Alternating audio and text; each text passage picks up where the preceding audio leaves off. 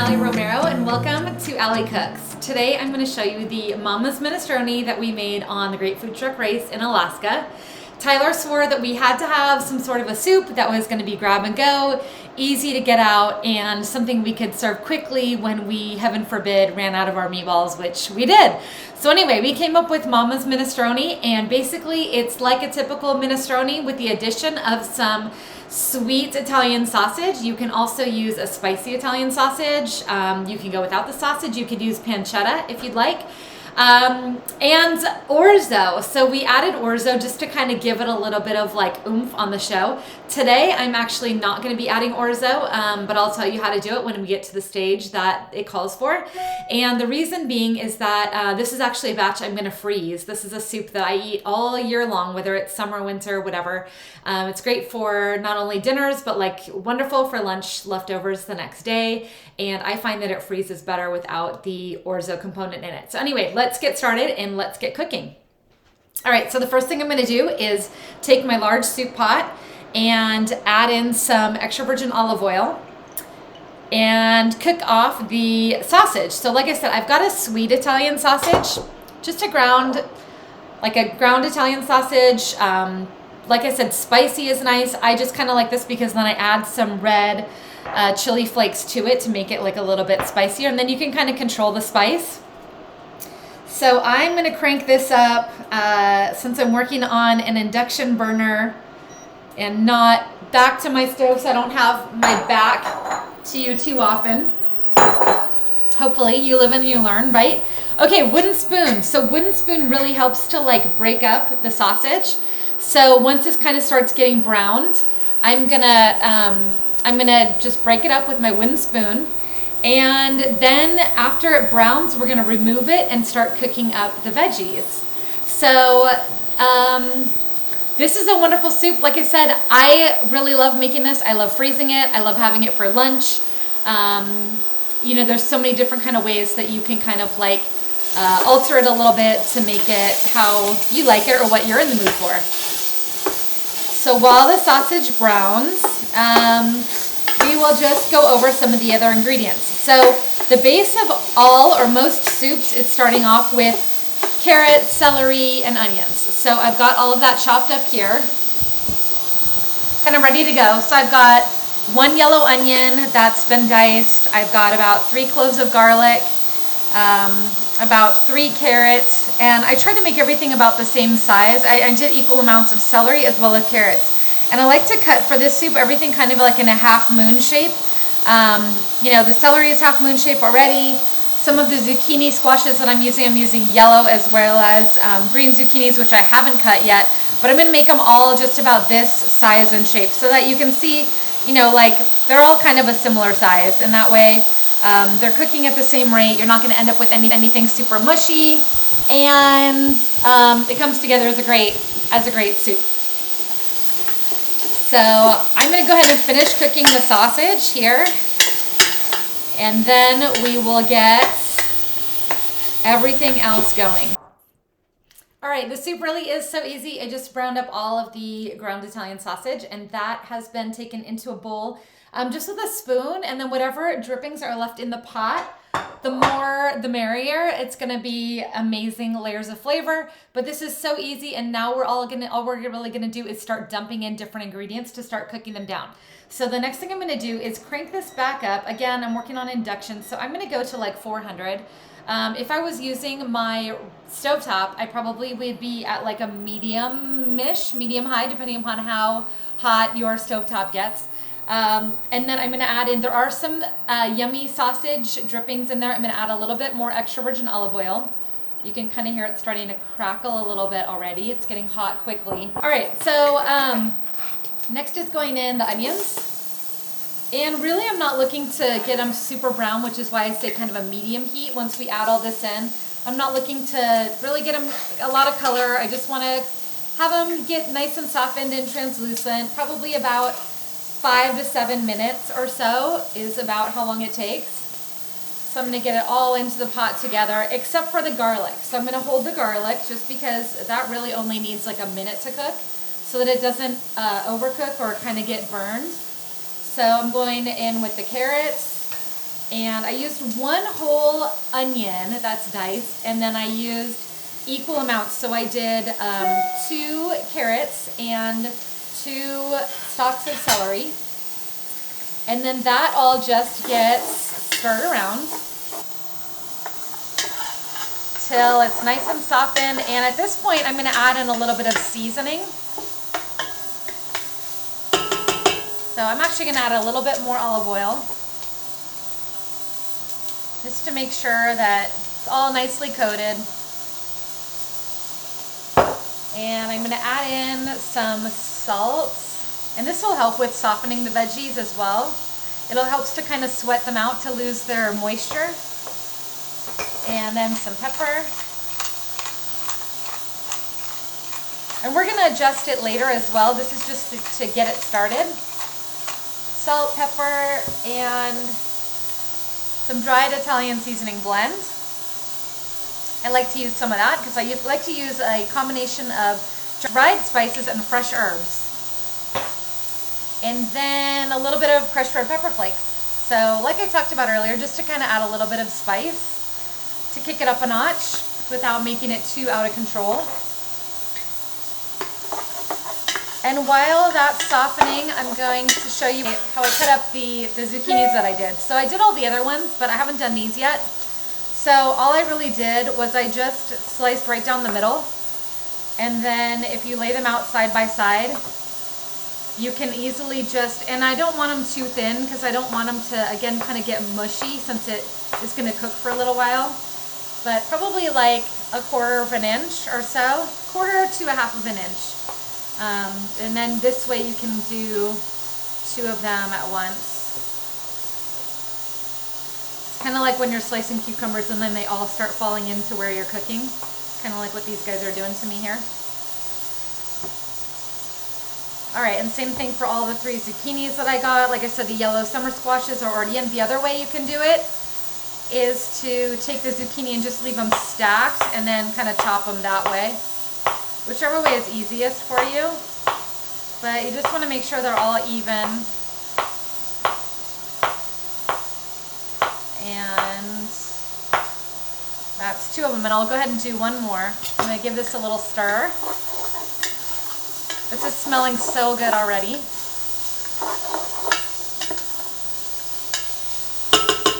But not really softened yet.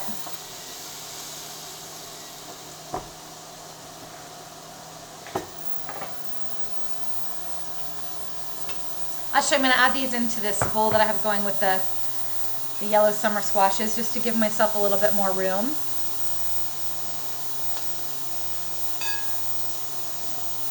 And I've made this before with adding in some spinach, or like I said, you can really customize it.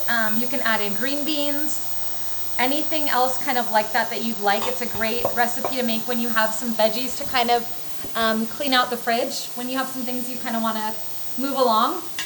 But I always like to have a soup, some sort of a soup on hand, just because I love soup for lunch. It's like one of my favorite things to kind of have like a nice, healthy, light lunch and then have a big steak for dinner. I don't know, that's just me, I guess. I'd rather have a nice light lunch and save my calories. Okay, so last zucchini is getting cut here.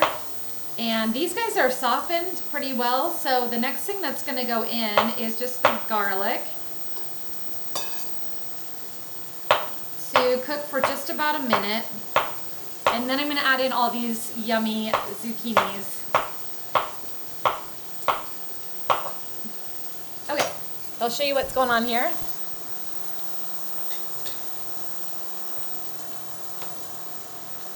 Okay, so all the zucchini squashes, I'll give this, get the garlic in. If you don't have one of these bench scrapers, I highly recommend it. Very helpful.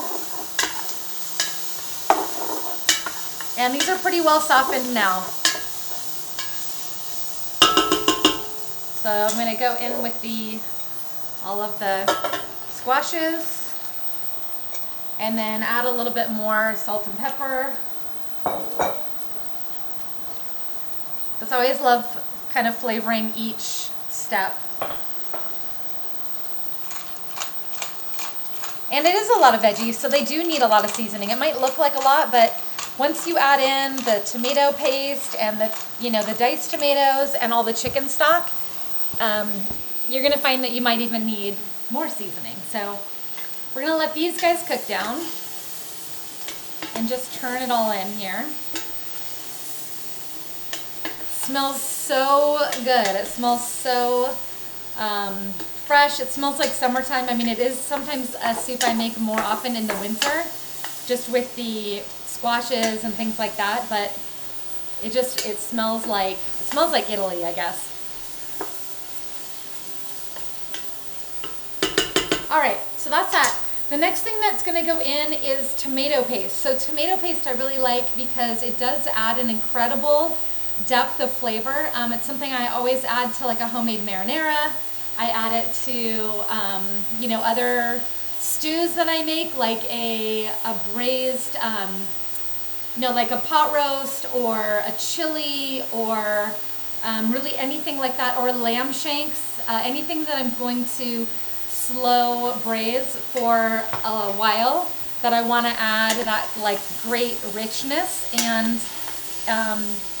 so I like adding it to my minestrone because I feel like it just kind of gives that delicious depth of flavor to it. So since the zucchinis were all cut about 1/4 of an inch thick, they're not going to need a ton of time. They cook pretty quickly. The tomato paste I always recommend adding and kind of coating the veggies with it. So if I were making, for instance, like a pot roast or a beef bourguignon or beef stew, I would add it to the carrots and the mushrooms and what other veggies I have in there, and stir it around to kind of coat them. And then at the same time, you're kind of cooking out that raw, just tomato paste flavor, and you're cooking it so that it develops kind of a richer flavor and it doesn't taste raw anymore. Similar concept, I guess, like when I've talked before about making sure if you add raw flour to a recipe that you make sure that you not only stir to coat everything, but that you really let it cook for a few minutes so that you don't have that kind of raw flour flavor. So that's what we are looking like here now. Okay, so the next things that are going in are diced tomatoes. Actually, these are whole. I'm going to hand crush these. I don't have diced today. So these are San Marzano tomatoes in the sauces, in the juices. You want all of that deliciousness. And these actually I just picked up from Costco. I noticed that they do have the DOP, like when you see this label, then you know that they're actually authentic, because there is such a thing as San Marzano style tomatoes, which are kind of a fake out, like you're just paying a lot more for fake San Marzano tomatoes that are not real San Marzano tomatoes. So they have to have a couple of different things, and one of them is the where they were grown and this DOP label. So anyway, that's what I always look for. But since Costco carries them, I figured why not? I usually get the white can. It looks similar like this, but it has the green, the blue, or the purple, I think it is, for if it's diced or crushed or whole. But I just saw these at Costco the other day, and they had the little label that I was looking for. So I'm like, well, I'll give it a try. Costco's so great about stuff like that. Sometimes you never know what you're going to find. And then you end up spending $200 you weren't planning to spend, and my husband doesn't think that's so fantastic, but I do. Okay, so next I'm going in with the tomatoes. Okay, so I'm just going to hand crush them. And like I said, this is fine if you just want to use diced. I'm literally just crushing them so that they kind of fall apart. Sometimes I kind of guard myself because you know that you're going to get squirted at some point. Actually, I almost guarantee it.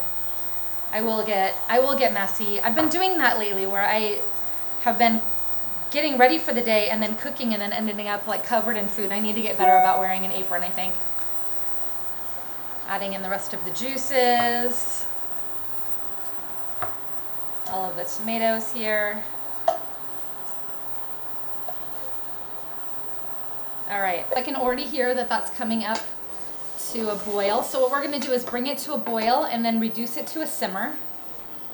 And just coat all of the veggies with the delicious San Marzano tomatoes, all of the salt and pepper we already added in, the dried Italian seasoning as well as the crushed red pepper flakes.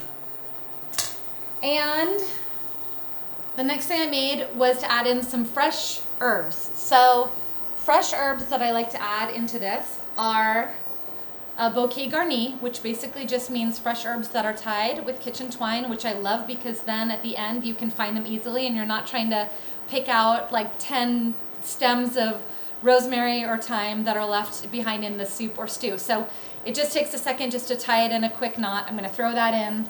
I've also got a couple of bay leaves that are going in. These are fresh bay leaves. And then I chopped up a little bit of basil, and I'm going to chop up some parsley for the garnish, but I'm also going to add a little bit of basil at this point just to kind of let it simmer and get all of the flavors melded together. And then really, there's only a couple more steps. So all we need to do next is add back in the sausage. So sausage is going in. I'm going to add in the cannellini beans, which are drained and rinsed. If you like a different type of bean, you can add in whatever type of bean you like. And that was just 1 can of those. And next is going to be the chicken stock. And I'm going to crank the heat now. So if I were doing this back there, I would be doing this now like on high. Like I said, you want to crank up the heat to bring it to a boil so that you can reduce it to a simmer. And then that's it. I mean, it's like 30 minutes and you're done and it's ready to eat. And the leftovers are even better the next day. Okay, so next is going to be the chicken stock. I'm going to add this in and show you what it looks like.